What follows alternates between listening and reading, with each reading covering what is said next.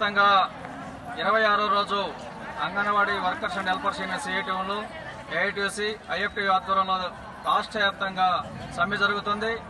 నిరాహార దీక్షలు జరుగుతున్నాయి జిల్లా హెడ్ క్వార్టర్లో. అదేవిధంగా మండల ప్రాంతాల్లో ఈరోజు ఆందోళనలు కూడా జరుగుతూ ఉన్నాయి. కాబట్టి ప్రభుత్వం ఇన్ని రోజుల నుంచి మహిళలు రోడ్డుపైకి వస్తే వాళ్ళ న్యాయమైన సమస్యలను పరిష్కారం చేయకుండా చాలా దుర్మార్గంగా అణచేదానికి ప్రయత్నం చేస్తుంది. ఓ పక్క తాళాలు పగలు కొట్టి అధికారుల దగ్గర చెప్తూ, మరో పక్క ఇప్పుడు మళ్ళా మిమ్మల్ని తొలగిస్తామని చెప్పి నోటీసులు ఇస్తూ, ఎమర్జెన్సీ అని చెప్తూ బెదిరింపులకు పాల్పడుతూ ఉంది. ఈ బెదిరింపులకు ఎవరో భయపడరని, అంగన్వాడీల సత్తా ఏమిటో ఈ ప్రభుత్వానికి చూపుతారని తెలియజేస్తున్నాం. గత ప్రభుత్వాలు వీళ్ళతో పెట్టుకున్నందుకే ప్రభుత్వాలు కూలిపోయినాయి. 10 సంవత్సరాల పాటు అధికారాలు రాకుండా పోయినాయి. అటువంటి జాగ్రత్తగా ఉండాలని ఈ ముఖ్యమంత్రికి, అధికార పార్టీకి తెలియజేస్తున్నాం. మొన్ననే జిల్లా కలెక్టర్కు రిప్రజెంట్ చేయడానికి పోతా ఉంటే కోడూరుని అరెస్ట్ చేస్తారా? అదేవిధంగా అందుకే అక్కడే 1000 మందితో రాస్తారోకో చేయడం జరిగింది పాలెం దగ్గర. అదేవిధంగా మదనపల్లిలో అదేవిధంగా అరెస్ట్ చేశారు, కొత్తకోటలో అరెస్ట్ చేశారు.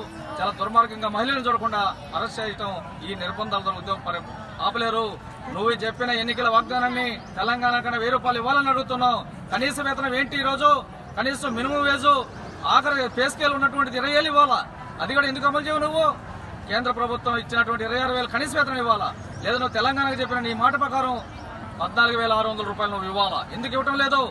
టీఏడీఎల్ ఎందుకు ఇవ్వటం లేదు? 6 సంవత్సరాల నుంచి పెండింగ్ లో ఉన్నాయి. అదేవిధంగా మెయిన్ వర్కర్ చేస్తాం ఎందుకు చేయలేదు? ఈ విధంగా ఇన్ని సమస్యలు పెట్టుకుని జీవోలు ఇవ్వకుండా మోసం చేస్తున్నావు. అందుకని ఈ విషయం పైన పెద్ద ఎత్తున భవిష్యత్తులో పోరాటం చేస్తాం.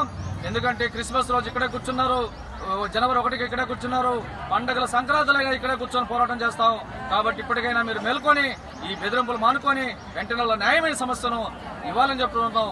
మీరు ఈ డబ్బులన్నీ కూడా అవినీతి పెడుతున్నారు. కాబట్టి అటువంటి వాటికి పెట్టకుండా పనిచేసే కష్టపడేటువంటి వాళ్ళకి నువ్వు చెప్పిన హామీని అమలు చేయాలని చెప్పని డిమాండ్ చేస్తున్నాం. సిఐటి జిల్లా అధ్యక్షులు C Chandrasekhar. Railway Koduru project నందు 26 సమ్మె చేస్తున్నాము.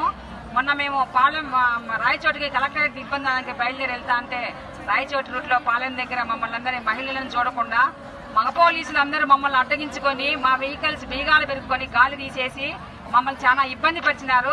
అయినా కానీ మేము వెనుకంజ వేయకుండా అక్కడే ఆ పాలెం దగ్గరే కూర్చొని మేము పెద్ద ఎత్తులో ధర్నా నిర్వహించినాము. మాకు ఇతర సంఘాల నుంచి కూడా సపోర్ట్ వచ్చింది. అదే కాకుండా ఆడ పోలీసులను పెట్టకుండా మగ పోలీసులను పెట్టి చాలా దౌర్జన్యం చేసినారు. దీన్ని మేము ఖండిస్తున్నాము. మేము ఈ పోరాటం ఇంతతో ఆపము. మా సమస్యలు పరిష్కారం అయ్యేదాకా పోరాటం చేస్తానే ఉంటాము. జనవరి 1 రోజు ఇక్కడే ఉన్నాము, క్రిస్మస్ పండుగ రోజు ఇక్కడే ఉన్నాము. రేపు రాబోయే సంక్రాంతికి కూడా ఏడే మేము అన్ని పండుగలు వదులుకొని ఈడే టెంట్ వేసుకొని ఈడే ధర్నా నిర్వహిస్తామని చెప్పిన ప్రాజెక్ట్ అధ్యక్షులు రమాదేవి.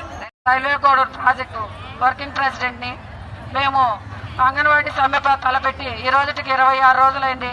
ప్రభుత్వం నుంచి ఎటువంటి స్పందన రాకుండా భయభ్రాంతులకు గురి చేస్తూ మమ్మల్ని బెదిరింపులు చేస్తూ ఎస్మాలు ప్రయోగిస్తాము, సర్టిఫికేట్లు వెరిఫికేషన్ చేస్తాము, మా సెంటర్లు మీరు నడపాలని మా మీద దౌర్జన్యంగా చెప్తున్నారు.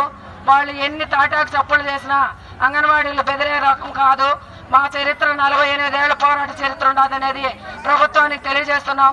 నిన్నటి నుంచి రిలే దీక్షలు ప్రారంభించాం. ఈ రోజు జిల్లా పరిధిలో రిలే దీక్షలు జరుగుతున్నాయి. మేము ఇంకా సమ్మె కూడా ఉధృతం చేస్తాం. అవసరమైతే విజయవాడ కూడా ముట్టడి చేస్తామని సందర్భంగా తెలియజేస్తున్నాం. ఆడవాళ్ళని కూడా లేకుండా మగ పోలీసులతో మమ్మల్ని ఎస్ఆర్ పాలెం దగ్గర మమ్మల్ని అందరినీ దిగ్బంధం చేసి మా యొక్క సమ్మెను విచ్ఛిన్నం చేయాలని కుట్రలు పొందారు. ఎవరు ఎన్ని కుట్రలు పొందినా ఏం చేసినా గానీ ఈ సమ్మె ఆగదు. మా సమస్యలు, మా న్యాయమైన డిమాండ్ పరిష్కరించేంత వరకు మేము ఈ పోరాటం ఇంకా ఉధృతం చేసి గవర్నమెంట్ కి తెలియజేస్తామని ఈ సందర్భంగా తెలియజేస్తున్నాం. Project work